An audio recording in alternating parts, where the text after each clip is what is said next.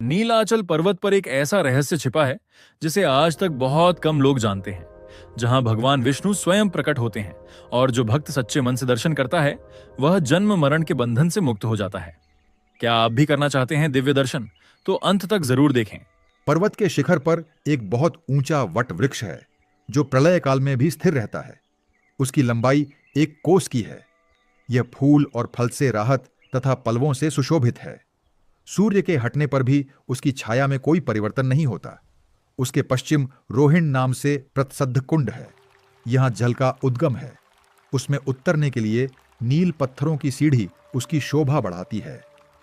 कुंड के बाहर चारों दिशाओं में स्फटिक मणि की 4 वेदियों हैं। पाप राशि का संहार करने वाले पवित्र जल से भरा हुआ यह कुंड बड़ा ही मनोरम है। कुंड की पूर्व दिशा में जो वेदी है उसके मध्य भाग में शंख चक्र गदाधारी इंद्रनील मणिमय भगवान विष्णु विराजमान हैं।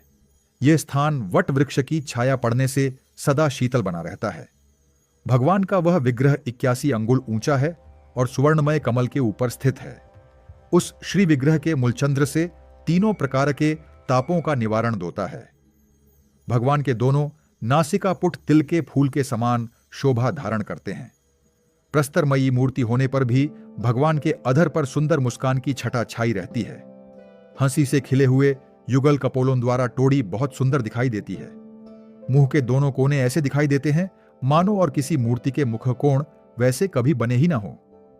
हास्ययुक्त अधर, कपोल, टोढ़ी और मुंह के सुंदर कोने आदि को धारण करने वाले भगवान माधव विश्वकर्मा आदि शिष्पियों के लिए आदर्श बने हुए हैं। मकराकार कुंडलों से सुशोभित दोनों कानों के द्वारा भगवान का मुख चंद्र गुरु और शुक्र के मध्य भाग में स्थित पूर्ण चंद्र का उपहास कर रहा है।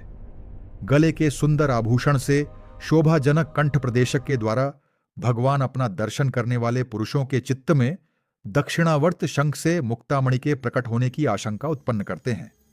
उनके कंधे मोटे और चौड़े हैं। घुटने तक की लंबी 4 भुजाएं हैं। यक्षः स्वल पर स्वच्छ एवं निर्मल हार शोभा पा रहा है। दिव्य कौस्तुभवाणी में पड़े हुए प्रतिबिंब के रूप में मानो ये 14 भुवनों को धारण करते हैं। गहरे नाभिरूपी सरोवर में प्रविष्ट हुई सूक्ष्म रोमावलियों के कारण भगवान का श्री विग्रह बड़ा मनोहर प्रतीत होता है।